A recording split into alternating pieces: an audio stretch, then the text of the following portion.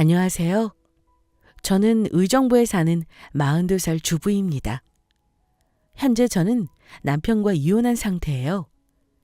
제 인생에 이혼이라는 파란만장한 일이 있으리라곤 생각도 못했는데 결국 현실이 되었습니다. 하지만 후회는 없어요. 취조라고 거짓말하는 사람과 평생 사는 것보다 딸과 사는 게 훨씬 낫다는 확신이 있었습니다. 하나뿐인 우리 딸 가슴에 상처를 준 건 아닐까 싶었지만 지금은 이혼을 안 했다면 얼마나 힘들었을까 싶습니다. 여러분도 건강한 이혼이 무엇인지 제 이야기를 들으면서 느끼셨으면 좋겠네요. 그럼 지금부터 제 이혼 스토리 들어보실래요? 저는 어렸을 적부터 결혼을 일찍 하고 싶었습니다. 왜냐하면 무남동녀 외동딸로 태어나 일찍 부모님과 헤어졌어요. 어릴 적 기억이지만 생생한 것이 있는데 바로 부모님이 고함을 치면서 싸우는 모습입니다. 결국 저희 부모님은 제가 2학년이 되던 해에 이혼하셨고 저는 자연스레 고모네 집으로 가서 살았어요. 지금 와서 생각해보면 어린 딸을 고모네 집에 맡기고 언제 오겠다는 약속도 없이 저를 버리고 떠나신 건 정말 너무 무책임하셨다고 생각했어요. 물론 부모님 사정이 있었겠지만 그 당시 저에게는 정말 상처였습니다. 다행히 고모가 저를 친딸처럼 이쁘게 키워주셨고 고모도 결혼을 안 했던 상태였기 때문에 문제없이 잘 지낼 수 있었어요. 저는 생각만 해도 참 외롭고 힘든 학창시절을 보냈습니다. 하지만 이를 악물고 공부하며 버텼어요. 저에게 유일한 희망은 공부였습니다.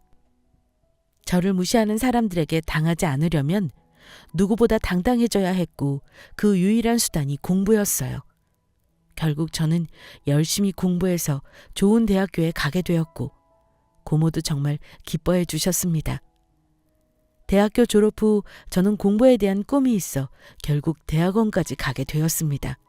그래서 늦은 취업을 했고 당시 직장에서 만난 남자친구가 지금의 남편이죠. 지금과는 다르게 참 다정하고 유식한 사람이었습니다. 남자친구는 워낙 성실하고 바른 이미지라서 회사 사람들이 모두 칭찬하는 사람이었죠. 저희는 무려 4년 동안의 긴 연애를 했습니다. 긴 연애를 하면서도 크게 흠잡을 건 없었어요. 그리고 저희는 자연스럽게 결혼하게 되었습니다. 저는 결혼을 하면서 또 하나 기대되는 게 있었어요. 바로 다름 아닌 시어머니였습니다. 남들은 미친 거 아니야? 라고 생각하실 수도 있지만 저는 시어머니가 참 좋았거든요. 그리고 무엇보다 엄마의 손길을 제대로 느껴본 적 없었기 때문에 딸처럼 저를 사랑해 주시는 시어머니에게 늘 고마웠습니다. 결혼하기 전 제가 혼자 자취하는 걸 알고 매번 반찬을 직접 싸주시면서 끼니를 잘 챙겨주셨고 아플 때면 엄마처럼 항상 전화 주시면서 챙겨주셨습니다. 무엇보다 말 한마디를 참 이쁘고 따뜻하게 해주셨어요. 결혼하기 전 시모 집에 찾아뵌 적이 있었습니다. 어머니, 저희 왔어요. 그래, 어서 와라. 우와, 어머님, 이게 다 뭐예요? 우와, 갈비찜에 잡채 샤브샤브까지. 고생하셨네요. 우와, 진짜 맛있을 것 같아요. 수연이 오면 같이 요리할까 했는데 만들다 보니까 금방 뚝딱 했어. 기분이 좋아서 그런가? 뭐 힘든 것도 없었어. 그나저나 정말 꿈 같다. 우리 종민이 외동아들이라서 늘 딸 같은 며느리 생겼으면 했거든. 우리 수연이가 한 집안 가족이 된다는 게 이렇게 설렐 줄 몰랐다. 어머님, 감사해요. 저희 잘할게요. 엄마, 내가 좋아하는 간장게장은? 예, 너는 자주 먹잖아. 오늘은 우리 수연이의 날이야. 수연이 좋아하는 걸로 준비했다고. 치, 누가 보면 수연이가 딸인 줄 알겠어. 당연하지. 우리 수연이가 딸이지 그럼. 난 진짜 며느리라고 생각 안 한다. 내 딸, 내 가족이라고 생각해. 어머님, 잘 먹겠습니다. 감사해요. 시모는 일찍 남편을 하늘나라로 보내시고 남편, 그러니까 외동아들 하나만 믿으며 사셨기 때문에 저를 딸처럼 여기고 정말 좋아해 주셨습니다. 하루는 시모가 저만 따로 주말에 부르신 날이 있었어요. 어머님, 저 왔어요. 근데 오빠랑 오지 말라고 신신당부를 하신 이유가 뭐예요? 뭐 맛있는 거 하셨어요? 그게 아니라 이거 받아라. 네? 이게 뭐예요? 용돈이야. 수연이 너 해라. 네? 아니, 이걸 왜... 제 생일 아직도 한참 남았어요. 제가 이걸 어떻게 받아요? 어머님 쓰셔야죠. 제가 이걸 왜... 아니야. 내가 조금 들어놓은 게 있는데 마침 만기가 됐어. 크지는 않지만 이자가 그래도 꽤 괜찮더라고. 결혼하고 살림하느라 모두 생활비로 돈 쓸 텐데 이거 보태 써라. 아니다. 이번에는 수연이 너 옷 한 벌 사 입어라. 매일 10,000원짜리 티셔츠 입지 말고. 응? 마음은 감사한데 제가 이 돈을 받아도 될까요? 당연하지. 우리 종민이랑 결혼해줘서 정말 고마워. 그리고 난 수연이가 부모님 없이 힘들었을 텐데 이렇게 바르고 곱게 자라준 게 너무 이뻐. 기특해. 수연이가 내 딸이지 뭐. 종민이는 내가 따로 챙길 테니까. 알겠지? 이건 여자들끼리 비밀이야. 쉿! 알겠지? 네, 어머님. 감사히 잘 받을게요.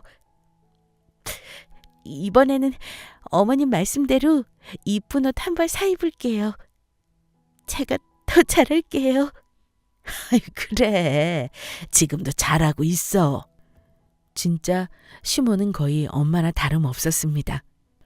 저도 그 뒤에 마음을 확 열게 되었고 남편이 없는 날이나 명절이 아닌 평범한 날에도 시모 집에 가서 맛있는 요리도 해먹고 재밌게 놀다가 왔습니다. 참 행복했어요. 시모랑 엄마처럼 지낼 수도 있구나 하며 스스로 놀라웠습니다. 그리고 그 즈음 저는 아이를 임신하게 되었어요. 격경사가 찾아온 기분이었습니다. 늦게 임신해 노산이라 걱정이 많았는데 시모 덕분에 편안한 마음으로 임신 기간을 지낼 수 있었습니다. 배가 부른 저를 위해 요리도 직접 자주 해주셨고 인부복도 이쁜 게 많다면서 백화점에서 이쁜 옷도 따로 사주셨거든요. 그런데 아이를 낳고 딱 1년. 아기 돌이 지나고 난 이후 그때부터 남편이 이상해지더라고요. 다 잡은 물고기라고 생각을 한 건지 아니면 저한테 벌써 권태기가 온 건지 모르겠는데 사람이 좀 퉁명스럽다고 해야 할까? 좀 그랬습니다. 오빠, 이번 주 또 나가? 아니, 낚시 다니는 건 좋다 이거야. 근데 자고 오는 사람이 어딨어? 뭘 어딨어? 여기 있지. 야, 다른 부부들 사는 거 봐봐. 요즘 캠핑하는 거 유행인 거 몰라? 남들은 아내가 오히려 나가라고 하더라. 오빠, 우리 아람이 이제 돌 지났어. 이때가 한창 이쁜 거 몰라? 알지. 야, 근데 누가 그러더라. 부모가 행복해야 자식도 행복하다고. 내가 뭐 맨날 나가냐? 지난주에는 내가 아기 봤잖아. 고작 그 20분 놀아준 거? 야, 고작이라니. 그리고 아직 말도 못하는 아기랑 그럼 뭐라고 노냐? 그리고 어차피 지금 잘해봤자 소용없어. 애는 기억도 못할 텐데. 그냥 적당히 뭐든 적당히 잘해주고 밥 안 굶기고 예의 바르게 그렇게 키우면 돼. 너도 너무 유난 떨지 마. 오빠, 그게 아빠가 할 소리야? 어차피 기억 못할 테니 그럼 대충 키우라고? 참나, 기가 막혀서. 그럼 뭐하러 아기를 낳았어? 어? 매일 놀아달라는 말은 아니야. 그런데 가족과의 시간도 필요하지 않아? 그리고 나 아기 낳고 경력 단절돼서 맨날 집에 있는 거 몰라? 그러게, 운전 좀 배워두지 그랬냐? 어휴, 맨날 내가 그렇게 운전 좀 미리 해두라니까 넌 뭐 나 없으면 어쩌려고 그러냐? 오빠, 나 대학 때 교통사고 나서 운전 트라우마 있는 거 몰라? 내가 뭐 일부러 운전 안 해? 그리고 아기 봐주시던 이모님도 다음 주에 사정 생겨서 그만두신대. 야, 그래, 잘 말했다. 아기 낳고 엄마들 다 혼자 해. 그동안 너가 복에 겨웠던 거지. 우리가 뭐 부자냐? 이모님을 쓰게? 오빠 진짜 이럴 거야? 나 몸 안 좋아서 이모님 부르는 거 잊었어? 게다가 오빠가 이모님 먼저 부른 거잖아. 일주일에 이틀, 3일은 편하게 쉬면서 육아하라고 나한테 말했잖아. 참나, 내가 떼써서 이모님 부르자고 한 것처럼 덮어씌워? 그리고 솔직히 오빠도 육아 많이 도와주겠다고 했잖아. 근데 평일에 회식한다고 매번 늦고 주말에 낚시한다고 외박하고 이게 말이 돼? 네, 맞습니다. 저는 선천적으로 몸이 좀 약한 편이에요. 엄살이 아니라 진짜 좀 체력이 약합니다. 빈혈도 있고 저혈압도 있어서 특히 아이 낳은 후 의사도 절대 안정을 취하라고 했고요. 그래서 임신 초 남편이 저에게 주는 선물로 평일 이틀 정도는 이모님 도움을 받으라고 돈도 두둑히 챙겨주었거든요. 물론 남편에게 정말 고마운 일이죠. 그런데 마치 제가 남편에게 떼써서 이모님을 부르자고 한 사람처럼 덮어씌우는 게 너무 짜증이 났어요. 야, 아무튼 이모님은 이제 부르지도 마. 너 빈혈? 그것도 솔직히 죽을 병 아니잖아. 너무 요란스럽게 그러지 좀 마. 차라리 잘 됐네. 이모님 아예 쓰지 말자. 알겠지? 그래, 이모님은 그렇다 쳐. 근데 요즘 주말마다 왜 이렇게 나가? 너무한 거 아니야? 바람 펴? 아이씨, 또 왜 바가지 긁어? 시끄러워. 버럭 남편은 화를 내더니 집을 나가더라고요. 아기를 낳은 후 남편은 확실히 달라졌습니다. 그때부터 저는 시어머니에게 더 의지했던 것 같아요. 하지만 그때까지만 해도 남편이 바람을 피울 거라는 건 정말 상상조차 못했습니다. 여보세요? 수연이 뭐하니? 내일 아람이 데리고 놀러와. 내가 맛있는 거 해줄게. 종민이는 집에 있어? 어머, 너 왜 울어? 죄송해요, 어머님. 저 산후 우울증인가 봐요. 이상하게 다 짜증나고 속상하고 막 그래요. 오빠가 요즘 좀 달라진 것 같아요. 아유, 종민이 이 자식 내가 가만두면 안 되겠다. 아니에요, 어머님. 어머님이 워낙 편하고 그래서 별소리를 다 했네요. 오빠 너무 뭐라고 하지 마세요. 아기가 이제 막 돌이 지났는데 남편이 밖으로 싸돌아다니고 내가 키웠지만 참 이기적일 때는 정말 이기적이야. 옛날에도 학창시절에 내가 항상 도시락 싸주면 고맙다는 말도 안 하고 식탁에 두고 갔던 녀석이야. 반찬이 부실해서 창피하다나? 암튼 수연아, 울지 말고 집에 와서 밥 먹어라. 마음이 헛헛할수록 밥을 잘 먹어야 하는 거야. 어서 건너와라. 시모집과 신혼집은 한 정거장 차이였습니다. 그래서 아이와 함께 시모집에 갔어요. 그런데 한창 밥을 먹고 쉬고 있는데 부엌으로 걸어가던 어머님이 벼랑간 중심을 잃고 쓰러지셨습니다. 정말 가슴이 쿵 하고 내려앉은 게 어떤 기분인지 제대로 느꼈죠. 너무 당황스러웠지만 119를 불렀고 결국 어머님은 응급실로 실려가셨습니다. 아이를 업고 병원에 가는 그 길이 너무 외롭고 속상하더라고요. 남편과 싸운 날이라서 더 그랬던 것 같았습니다. 병원에서 안정을 취하자 다행히 시어머니는 깨어나셨어요. 남편에게 전화를 10통이나 했지만 받지 않았습니다. 정말 서러웠어요.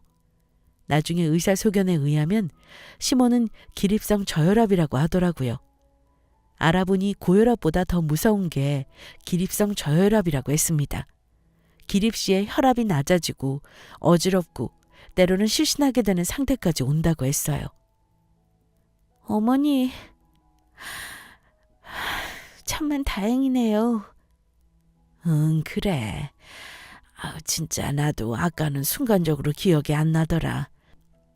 어머니, 솔직히 말해보세요. 이번에만 이런 거 아니시죠? 의사 선생님이랑 상담해보니까 꽤 저혈압이라 이런 상태가 꽤 오래된 것 같다 하시는데 왜 말씀 안 하셨어요? 사실 얼마 전에 침대에 내려오다가 휙 쓰러져서 한참을 바닥에 앉아 있었어. 그래도 그때는 시신하고 이 정도는 아니었는데 에휴. 어머니, 진짜 이거 조심하셔야 해요. 정말 큰일 날 뻔하셨어요. 만약 제가 집에 없었으면 어머니 제대로 시간 안에 치료 못 받으셨을 거예요. 일단 충분한 물을 드셔야 한대요. 그리고 요즘 보니까 짜게 드시던데 또 갑작스럽게 일어나는 것도 피해야 하고요. 내가 잘 챙겨볼게. 안 되겠다, 어머님. 저희 집에 들어오세요. 마침 이모님도 안 계셔서 방 하나 남아요. 그리고 아람이가 할머니 오죽 좋아해요? 뭐? 아니다. 에이, 그래도 신혼집에 내가 사는 건 말이 안 된다. 어머님, 그럼 어머니 이렇게 갑자기 휙 쓰러지는 건 말이 되고요? 제 눈앞에서 어머님 쓰러지는 걸 보고 발 뻗고 편히 잘 수 있겠어요? 결국 시몬은 집으로 들어와 살게 되었습니다. 남들은 고생을 사소한다고 뜯어 말렸지만 저는 문제 없었어요. 그리고 진심으로 불편하지 않았습니다. 어릴 적 엄마의 사랑을 못 받고 자랐기 때문에 시모가 마치 엄마처럼 느껴졌거든요. 게다가 산후 우울증을 앓고 있는 저에게 시모는 항상 곁에서 좋은 말씀을 많이 해주셨기 때문에 오히려 힘이 되어주셨습니다. 다행히 남편도 사정을 다 듣고 이해해 주었습니다. 저에게 처음으로 고맙다고 하더라고요. 시모가 집에 들어오자 집 분위기는 달라졌습니다. 아기가 울고불고 뗐으면 시모는 아이를 잘 달래주셨어요. 그리고 어머님이 아기를 볼 때 저는 아이 이유식을 편하게 만들 수 있었습니다. 무엇보다 친구가 생긴 기분이었어요. 집에서 하루 종일 아이를 보다 보면 솔직히 지칠 때가 많습니다. 외롭기도 하고요. 다행히 시모가 계셔서 같이 영화도 보고 텔레비전도 보면서 정말 재밌게 알콩달콩 지냈습니다. 엄마와 딸, 딱 그런 느낌으로요. 그런데 시모가 들어와 살게 된 후 딱 3개월 후부터 남편은 갑자기 지방 출장이 많아졌습니다. 한 달에 한두 번 들어오는 게 말이 되나요? 마침 남편이 온 날 저는 그동안의 일을 캐물어 볼 수밖에 없었습니다. 오빠, 회사 기숙사에서 지낸다고? 회사 기숙사. 그때 사진 찍어 보내줬잖아. 아우, 졸리다. 아람이들 잘 지내? 무슨 프로젝트가 있길래 이렇게까지 지방에 오래 내려가 있어? 그리고 딱 2주면 된다고 하지 않았어? 근데 아직 일이 덜 끝났어. 어쩌면 2달 잡고 장기 프로젝트 할 수도 있대. 거기 건축 부지가 워낙 좋은데 회사 지점 그쪽으로 낼 건가 봐. 암튼 기초공사가 가장 신경 쓸 게 많아. 허가도 받아야 하고 할 게 많아. 한동안은 지방 내려가서 지낼 것 같아. 주말에나 올게. 그나저나 엄마는 잘 지내? 엄마 요즘은 저혈압인가 뭔가 그거 괜찮아? 오빠, 최소한 나한테는 전화 못해도 어머니한테라도 안부 전화해야 하는 거 아니야? 물론 집에 계시지만 오빠 걱정을 얼마나 하는지 알아? 내가 핑계를 대는 것도 한두 번이지. 아, 맞다. 다음 주 어머님 생신이셔. 알지? 다행히 일요일이더라고. 그때는 잊지 마. 꼭 내려와. 어? 일요일? 26일이네? 아이씨, 안 되나. 왜 또? 그날 근무 없잖아. 급한 미팅이 그때 딱 잡혔어. 진짜야? 그럼 25일, 토요일 잠깐이라도 내려와. 같이 밥 먹자. 간만에 스테이크 좀 썰자. 어머니 용돈도 드리고, 25일 그 전날에도 바빠. 나 진짜야. 오빠, 내가 진짜 오빠 회사 일하는 거에 간섭 안 하는 거 알지? 그런데 이번에는 진짜 회사에 한마디 해야겠어. 참나, 주말까지 일하고 오빠가 얻는 게 뭐야? 그리고 25, 26일 날 안 되는 거 맞아? 그냥 어떤 시간이든 되는 날이 있기는 해? 오빠, 나 진지해. 아람이 이제 걷게 되면 한창 이쁠 때야. 나도 남들처럼 사진도 찍고 아기 데리고 놀이동산도 가고 그렇게 평범하게 살고 싶어. 야, 평범하게 살면 돈이 땅에서 나오냐 하늘에서 떨어지냐? 다 내가 있으니까 너랑 아람이 잘 먹고 잘 사는 거 아니야? 남편은 늘 이런 식이었습니다. 너희들을 위해 내가 돈을 번다. 너희들을 위해 희생한다. 그러니까 참아라. 난 잘못 없다. 늘 이런 식의 대화 패턴이었죠. 하지만 제가 바라는 건 돈을 많이 벌어다 주는 남편도 아니고 주말마다 일하는 남편도 아니었습니다. 그저 가족끼리 평범하게 밥 먹고 놀고 여행 다닐 수 있는 평범한 아빠가 되어주기를 바란 것뿐인데 제가 철없는 소리하는 아내라면서 남편은 매일 핀잔을 주었어요. 말이 도저히 통하지 않았습니다. 그 후 남편은 2주 만에 집에 왔어요. 마침 딱 주말 오후에 잠시 친구랑 술 약속이 잡혔다면서 기분 좋게 나가더라고요.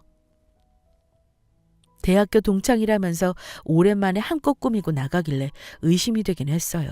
그런데 남편이 나간 후 안방 침대 베개 밑에서 진동 소리가 들렸습니다. 알고 보니 남편이 핸드폰을 두고 나갔더라고요. 원래 남편 핸드폰은 절대 보지 않는 타입인데 이상하게 그날따라 카톡하고 울리는 그 소리가 신경에 쓰였습니다. 그런데 바닐라라고 이름이 저장되어 있는 수상한 카톡을 보게 되었고 저는 경악을 금치 못했습니다. 그 바닐라라는 사람은 남편을 오빠라고 부르더라고요. 그리고 내용을 계속 올려다 보니 어머님 생신인 26일 그때 약속을 마침 잡았고 둘은 밥을 먹기로 했더라고요. 중간중간에 내용이 끊기는 걸 보니 남편이 스스로 내용 삭제하기 기능을 사용해 은밀하게 내용을 가리고 있었습니다. 정말 기가 막히고 코가 막혀서 웃음도 안 나오더라고요. 갤러리에 들어가 보니 그 여자와 찍은 사진도 여러 장 있었습니다. 바람도 치밀한 사람을 핀다고 하던데 그 이야기가 딱 맞았어요. 어차피 들킬 거짓말, 이렇게 허무하게 들통이 날 줄 상상도 못했을 것 같았어요. 제가 충격에 휩싸여 있을 때 부엌에는 시모가 계셨고 아기는 버젓이 거실에서 장난감을 가지고 놀고 있었습니다. 저는 순간 엄청난 걸 봤다는 생각에 손이 덜덜 떨리더라고요. 하지만 차마 이 이야기를 시어머니에게 말씀드릴 수 없었습니다.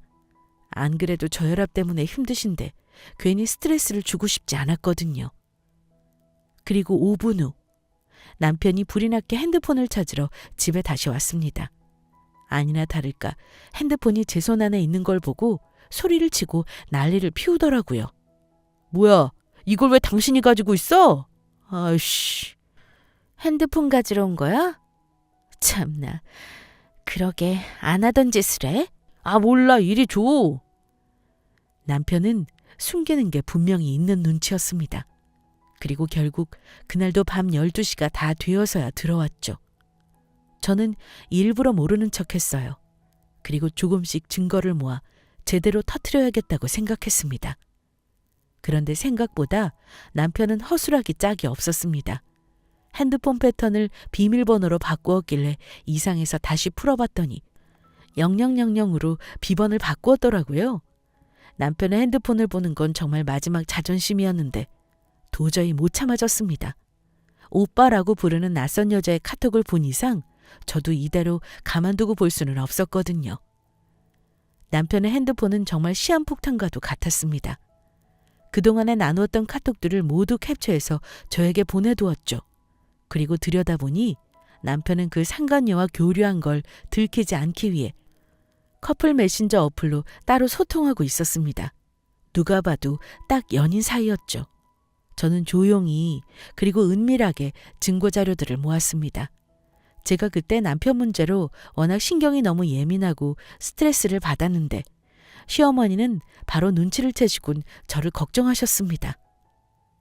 얘야 수연아, 이번 주에는 종민이 온다고 해? 요즘 많이 바쁘네? 아, 네. 이번 주에는 오겠죠. 수연아, 근데 너 요즘 왜 그러냐? 도통 입맛도 없는 것 같고 괜찮은 거야? 어디 아파? 너는 내 며느리이자 딸이야. 알지? 이 시어미한테 거짓말하거나 그러지 말고 힘든 일 있으면 언제든 말해. 알겠지? 그리곤 어머님이 저를 꽉 껴안아 주시는데 눈물이 나는 걸 참느라 미치는 줄 알았습니다. 하지만 저는 어머님께 남편이 바람 피우는 이 사실을 차마 말씀드릴 수 없었어요. 그러다 하루는 말도 없이 금요일 저녁 늦게 집에 남편이 온 날이 있었어요. 분명 주말에 못 온다고 했는데 웬일로 금요일 저녁 퇴근하고 올라와 집 근처에서 친구와 술 한잔을 마신 모양이더라고요. 술이 한껏 취해서는 저에게 고래고래 소리를 쳤습니다. 야, 김수연, 나와. 당장 나와, 이씨. 서방님 말을 무시하냐, 너? 아우, 술 냄새. 동네 창피하게 왜 이래? 어서 들어와. 남편은 고주망태가 되어서는 아파트가 떠나갈 정도로 소리쳤어요. 12시가 넘은 시간이라 가족들은 모두 일찍 잠이 들었습니다. 어머니랑 아람이 모두 자. 쉿! 조용히 하라고. 야, 너가 뭔데? 너가 뭔데 이래라 저래라 하는 거야, 어? 언제 왔어? 이번 주말 못 온다고 하지 않았어? 야, 김수연, 내 말 잘 들어. 너 다 알고 있지? 뭐가 갑자기? 남편은 저를 추궁했습니다. 자기가 바람핀 사실을 고백하려는 모양이었어요. 내가 모를 것 같냐? 요즘 너 내 핸드폰 자주 보더라. 내가 모를 것 같았냐? 그래, 어차피 알게 될 사실이니까 내가 말해준다. 나 좋아하는 여자 생겼다. 진짜 나도 이렇게 될 줄 몰랐는데 사랑하게 됐다. 미안하게 됐다. 그런데 어쩌냐. 너나 나나 늦기 전에 진짜 사랑 찾는 게 너한테도 나한테도 좋은 거 아니겠냐? 나도 너 앞에서 거짓말 더 이상 하기 싫다. 지겨워. 내가 곰곰이 생각해봤는데 아무래도 그 여자가 더 좋다. 너보다. 너랑 결혼하고 사랑한 건 진심이었어. 근데 솔직히 말하면 아기 낳고 너 아줌마처럼 사는 거 보는데 더 이상 매력적으로 느껴지지가 않더라.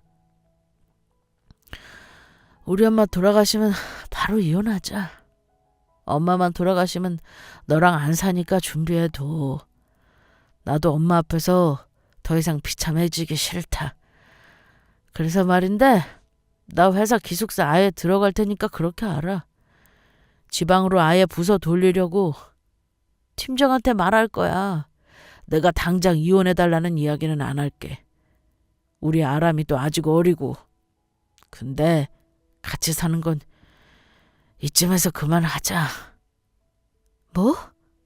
너 지금 제정신이야? 야, 그래, 말 잘했다. 너 핸드폰 가관이더라. 그 바닐라라는 여자 뭔데? 누군데? 너 아기 아빠야. 결혼했다고. 미친 거 아니야? 나 안 미쳤어. 그 여자가 더 좋아졌다고. 미치겠다고. 남편은 제 앞에서 당당하게 상간녀가 더 좋아졌다면서 이혼을 나중에 하자고 제안했어요. 그때 마침 방 안에서 이 상황을 모두 듣고 계셨던 시어머니가 거실로 나오셨습니다. 그리고 말릴 새도 없이 시어머니는 남편의 싸대기를 때렸어요. 야, 너 지금 뭐라고 했어? 우리 수연이한테 뭐? 어쩌고 어째? 아이씨, 엄마 미쳤어? 왜 이래? 너는 맞아도 싸. 사랑하는 여자가 생겼어? 참다. 너야말로 진짜 미친 거 아니야?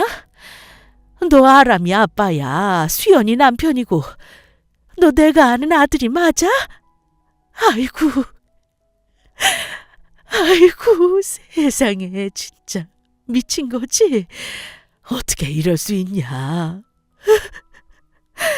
너 언제부터야? 너 언제부터 이 짓거리 하고 다녔냐고? 아씨, 몰라. 짜증나게. 엄마가 무슨 상관이야. 그럼 내가 좋아하지 않는 사람이랑 평생 살라는 거야? 엄마는 누구 편이야? 야, 이놈아. 여기에 편이 왜 나와? 너 진짜 아직도 철이 안 들었구나.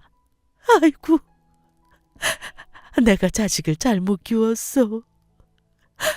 아이고. 어머님은 목 놓아 우시면서 연신 저에게 미안하다고 사과하셨습니다. 그리고 기립성 저혈압 증상이 심해지셨는지 어지러움을 호소하시며 다리가 풀려 그만 그대로 소파 쪽으로 넘어지셨어요. 저혈압은 특히 스트레스를 받으면 위험한 병이라 끝까지 시모에게는 남편의 바람피는 사실을 숨겼는데 이렇게 남편의 바람피는 사실이 허무하게 금방 들통이 나버리는 게 정말 속상했습니다. 하지만 남편이라는 사람은 그 와중에도 이혼 타령을 하더라고요. 저는 그때 느꼈습니다. 이 사람과는 못 살겠다는 사실을요. 그리고 한 달이 지났고 남편은 결국 짐을 싸서 나갔습니다. 그 상간녀와 편하게 사랑을 하면서 살겠다면서 자기를 미워하지 말라고 하더라고요. 게다가 시어머니한테는 전화 한 통도 없이 그냥 나가버렸습니다. 정말 불효도 그런 불효가 없었어요. 저도 거의 반포기 상태로 지냈습니다. 어차피 마음 떠난 사람 잡고 싶지도 않았고요. 하지만 상간녀 소송은 반드시 해야겠다고 생각했습니다. 왜냐하면 누구조차고 이혼을 해줘야 하지? 라는 생각이 순간 스쳤거든요. 사실 상간녀 소송이라는 게 쉽지 않았지만 어쩔 수 없었습니다. 시모는 이혼을 준비하는 제 모습을 옆에서 지켜보시면서 점점 밥을 드시지 못하셨어요. 어머니, 밥은 드셔야죠. 요즘 왜 이렇게 밥을 안 드세요?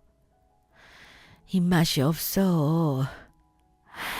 그래서 결국 이혼하는 거지, 너희? 네, 그래야죠. 살 이유가 없네요. 아람이 아빠가 저 사람이라는 사실이 소름 끼쳐요. 수연아, 내가 정말 미안하다. 이걸 어떻게 갚아야 할까? 내가 다 큰 자식 불러 앉혀놓고 다시 가르쳐도 지금 벌써 마음이 다른 여자한테 떠나간 놈인데 내가 너 얼굴을 볼 면목이 없다. 보란 듯이 상간녀 소송해라. 내가 도와주마. 그리고 그놈 사지를 내가 다 찢어놓고 싶지만 그럴 수 없어서 내가 화병이 생기려고 해. 조강지쳐 버린 놈들은 제명에 못 살지. 돈 필요하면 말하고 변호사 이런 거 쓰려면 돈 많이 들잖아. 응? 어머니가 무슨 잘못이 있으세요? 저는 어머니 덕분에 그래도 지금 힘내고 살아요.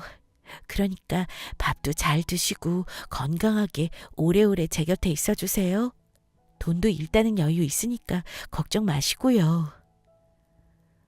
저는 상간녀 소송을 알아보기 위해 유명한 이혼 변호사와 상담을 여러 번 했어요. 생각보다 과정이 꽤 복잡하고 번거로웠습니다. 그리고 무엇보다 비용이 생각보다 비쌌어요. 이왕이면 좋은 변호사를 찾기 위해 발품을 팔고 상담을 하니 금방 몇백만 원이 나갔습니다. 정말 이혼도 아무나 하는 게 아니구나 싶었죠. 그런데 하루는 시모와 함께 변호사 상담을 받으러 집을 나섰는데 갑자기 현관문 앞에서 또 한 번 어지러움을 호소하시면서 그대로 바닥에 쓰러지셨어요. 그리고 한 번도 하지 않았던 구토를 하셨습니다. 저의 이혼 과정을 지켜보셨던 시모도 몸이 말도 안 되게 약해지셨더라고요. 마음이 너무 아팠어요. 그리고 그런 끔찍한 이혼 준비는 상간녀 소송과 함께 거의 1년 가깝게 진행되었습니다. 이혼이라는 게 금방 되는 줄 알았는데 그게 아니었어요. 게다가 저는 소송까지 걸려 있었기 때문에 꽤나 복잡했습니다. 하지만 포기할 수는 없었죠. 여보세요? 나야. 웬일이냐? 엄마는 잘 있어? 참 빨리도 물어본다. 잘 계시겠니? 상간녀 소송 걸었으니까 그렇게 알아. 그 여자한테도 소장 갈 거야. 야, 뭐? 소송? 그게 되겠냐? 그래, 애 써봐라. 그리고 설령 소송에서 진다고 해도 상관없어. 난 이 사람이랑 결혼할 거야. 내 목적은 하나, 이혼이야. 알겠냐? 남편은 이혼을 준비하는 내내 끝까지 자기 자존심이 먼저였습니다. 그리고 상간녀와 동거를 하니 많이 이상한 소문도 제 귀에까지 들릴 정도였으니까요. 정말 막장 쓰레기로 변했지만 본인만 그걸 모르는 것 같았습니다. 정말 여자한테 미치면 이렇게 되는구나를 제대로 보여주었어요. 저놈이 어디가 좋다고 결혼했는지 스스로가 한심스러웠습니다. 그런데 벼랑간 하늘이 무너지는 사건이 일어났습니다. 안 좋은 일은 어떻게 이렇게나 연달아 일어날 수 있는지 이해가 가지 않았어요. 갑자기 시모가 하늘나라로 가게 되었습니다. 정말 한순간의 일이었어요. 기립성 저혈압이 워낙 심하셔서 밖에 자주 안 나가시는데 하필이면 그날 하루는 동네 친구를 만난다고 나가신 날이 있었습니다. 그때 말도 안 되게 교통사고를 당하셨던 거죠. 진짜 교통사고는 남의 일이라고 생각했는데 그런 끔찍한 일이 저에게도 일어나더라고요. 사고는 정말 한순간이었고 가해자도 일부러 그런 건 아니었기 때문에 정말이지 누구를 원망해야 하나 싶었습니다. 병원에 가보니 어머니 상태는 심각했습니다. 거의 얼굴을 알아볼 수 없을 정도로 얼굴이 함몰되어 있으셨거든요.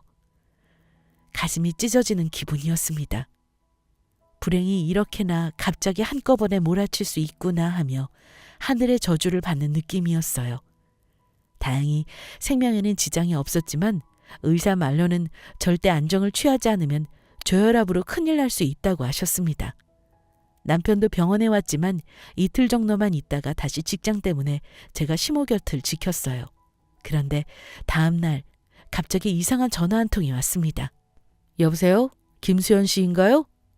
네, 누구세요? 이미자 씨가 시어머님 되시죠? 안녕하세요. 저는 어머님 자산 관리하고 있는 변호사 김민철이라고 합니다. 연락이 늦었습니다. 죄송해요. 네. 일단 뵙고 말씀드릴 게 많은데 시간 언제 가능하실까요? 일단 어머니 문제인가요? 제가 어머님이랑 상의하고 다시 연락드릴게요. 시모의 자산관리 변호사가 저에게 따로 전화를 하다니 정말 이상했어요. 병원에 다시 가서 시모에게 여쭤보니 정말 깜짝 놀랄 만한 이야기를 해주셨습니다. 어머니, 아까 낮에 어머니 자산관리 변호사가 따로 전화를 했더라고요. 이상하네요. 저한테 잘못 전화가 온 거겠죠? 무슨 일 있어요? 아니야. 전화 잘 받았구나. 내가 너한테 전화하라고 번호 알려준 거야. 수연아, 지금부터 내 이야기 잘 들어. 난 수연이 정말 딸처럼 생각해. 알지? 그리고 종민이도 내 하나뿐인 아들이라는 건 변함없어. 그런데 말이야, 사람이 사람답게 살아야지. 조강지쳐버리고 바람피는 것들은 끝까지 속썩여. 우리 손녀 아람이랑 수연이 위해서 내가 이 세상 떠날 때 뭘 해줘야 할까 생각해봤더니 내가 가진 땅 문서밖에 없더라. 이혼 준비하면서 돈 많이 들지? 이거 보탰어. 그리고 보란듯이 이혼하고 상간녀 소송 그것도 해라.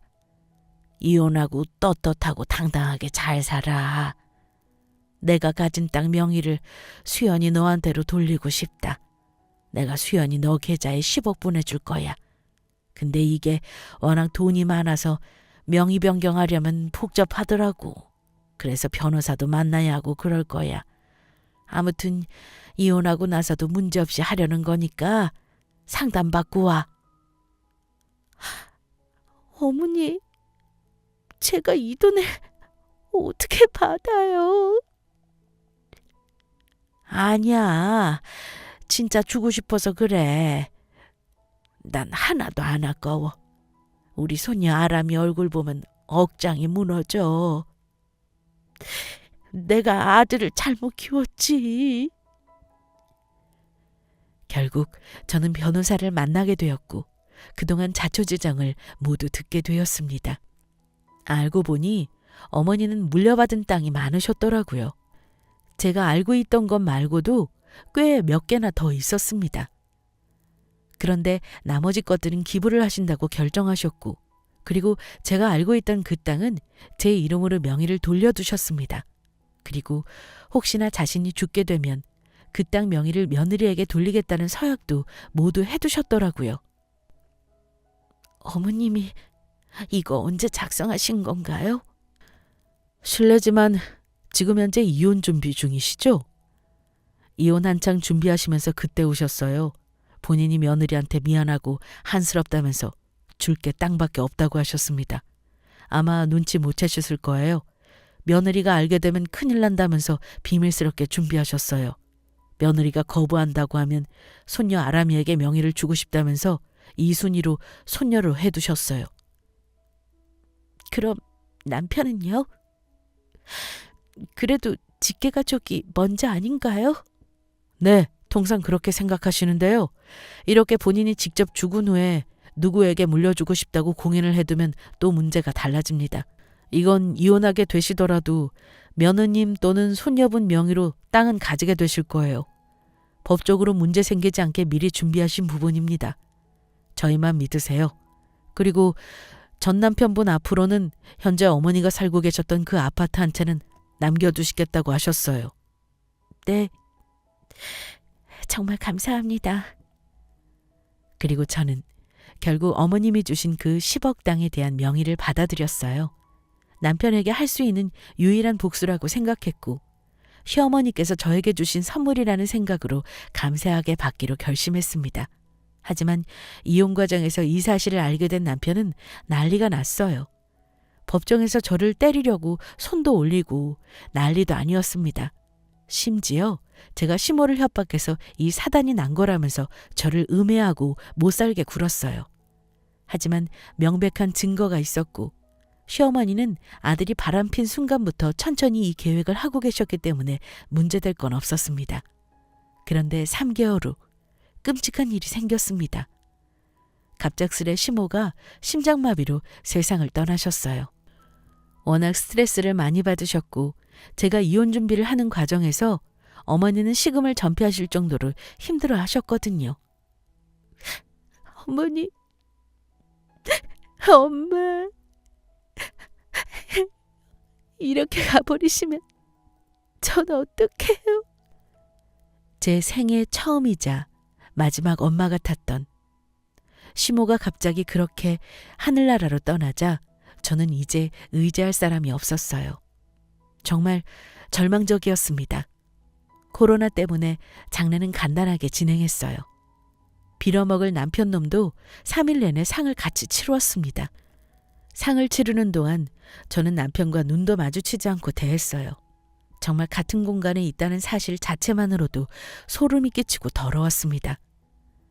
갑작스런 이별은 저를 더 힘들게 하더라고요. 하지만 딸 아람이를 위해서라도 저는 포기할 수 없었습니다. 그리고 먼저 안타깝게 세상을 떠나진 시모를 위해서라도 저는 더 힘을 내야겠다고 다짐했죠. 시모가 떠난 지 한 달이 지나고 저는 유품 정리를 했습니다. 가슴이 미어졌지만 참고 이겨내기도 했죠. 그 후 저는 1년 가까운 끔찍한 시간 동안 이혼 준비를 했고 상간녀 소송까지 마무리하게 되었습니다. 그리고 무엇보다 법적으로 문제없이 10억은 절대 안 뺏기고 상간녀 소송까지 하고 이혼을 하게 되었죠. 정말 소름 끼치는 시간들이었지만 정말 통쾌하고 마음이 한결 가볍더라고요. 딸 아람이와 행복하게 살 날만 생각하면서 버텼습니다. 사실 이혼 후 한 6개월 정도는 10억을 내놓으라는 전남편 때문에 힘들었어요. 협박 전화를 받기도 하고 집 앞으로 찾아오기도 했습니다. 심지어는 남편과 아이가 유일하게 볼 수 있는 면접 교섭 시간에도 아이와 놀아주기는커녕 매일 10억 타령을 하며 저와 아이를 협박했어요. 하루는 아이가 아빠를 만나고 싶지 않다면서 아이 스스로가 아빠를 거부했습니다. 저는 그때 알았습니다. 더 이상 아이에게 아빠를 보여주면 안 되겠다는 사실을요. 그리고 매일 술을 먹고 아이를 만나러 온다는 사실도 너무 소름 끼치고 창피했습니다. 아이가 술 냄새 나는 아빠로 기억하는 게 너무 수치스러웠어요. 결국 저는 변호사를 한 번 더 만났고 비양육자의 비행과 폭력에 대한 증거 자료들을 확보해 보여주었습니다. 그 후 아이는 아빠와 만나는 횟수를 조금씩 줄어나갔죠. 정말 어쩔 수 없었습니다. 그리고 2년이라는 시간이 흘렀어요. 저는 다시 일을 시작하게 되었고 아이가 어느덧 어린이집을 가게 되었습니다. 이혼이라는 상처가 아직 아물지는 않았지만 그래도 꿋꿋하게 이겨내면서 살았어요. 어떻게 그렇게 알고 찾아온 건지 이사간 동네에 전 남편이 찾아온 거예요. 정말 너무 깜짝 놀랐고 순간적으로 경찰에 신고해야 하나 고민했습니다. 뭐야? 어떻게 알고 왔어? 야, 김수연. 오랜만이다. 잘 지냈냐? 내 이름 함부로 부르지 마. 여긴 어떻게 찾아온 거냐고. 아람이는 잘 있어? 수연아. 미안하다. 나 그 여자한테 돈 다 뜯기고 왔어. 나 이제 진짜 거지 됐다. 미안하다 진짜. 내가 조감지어 버리고 벌 받는가 봐. 나 좀 받아줘라. 뭐? 야, 너 미쳤니? 그러게, 네 복을 네 발로 찬 거지. 안 그래? 시어머니가 오빠 부를 때 매번 했던 말 기억나? 사랑하는 아들이라고 부르셨잖아. 오빠는 어때? 어머니한테 떳떳하고 당당한 아들이야? 살아생전에 어머니한테 효도했어?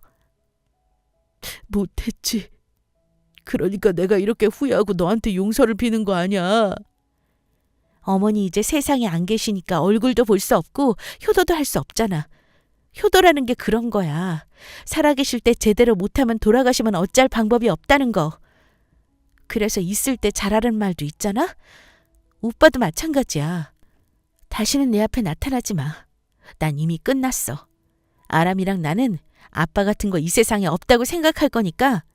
알겠어? 그리고 더러운 그 얼굴 다시는 내 눈앞에 보이지 마. 역겨우니까. 저는 남편 눈을 똑바로 쳐다보며 경고를 날렸습니다. 그리고 혹시 몰라서 집도 이때쯤 이사를 했어요. 아이에게 혹시나 피해가 가지 않을까 노심초사할 바에는 아예 피하는 게 상책이라는 생각이 들었거든요. 여러분, 똥은 무서워서 피하는 게 아닙니다. 그냥 더러워서 피하는 거죠. 여러분도 현재 똥 같은 인간관계를 맺고 계신가요? 그럼 피하세요. 그게 상책입니다. 저는 현재 남자친구도 생겼어요. 일하면서 자연스럽게 만났습니다. 딸 아람이를 진심으로 좋아해주고 저를 아껴주는 사람이죠. 천천히 일단 연애부터 해보려고 합니다. 사랑만 하고 살기에도 우리 인생은 짧으니까요. 여러분도 사는 동안 마음껏 사랑하면서 살아가세요. 후회 없는 인생은 스스로가 만드는 것 같아요. 그럼 지금까지 제 이야기 들어주셔서 감사합니다.